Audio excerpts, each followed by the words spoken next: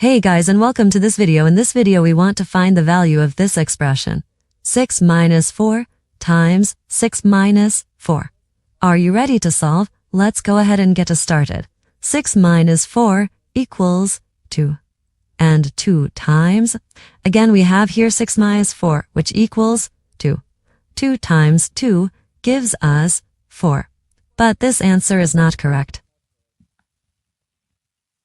because according to the order of operations, which is Pemdas,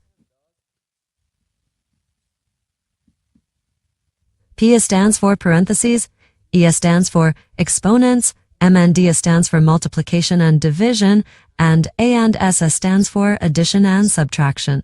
We first do parentheses, then exponents, then multiplication and division, and finally addition and subtraction. Remember that multiplication and division have equal priority and we have to work from left to right. And the same applies to addition and subtraction. So here, if first we do this parentheses. Inside this parentheses we have 6 minus 4, which equals 2. So here we have 6 minus 4 and 4 times these parentheses, which equals 2. No, according to the Pemdas, multiplication has higher priorities than subtraction. So first this multiplication, 4 times 2 equals 8. So 6 minus just 8.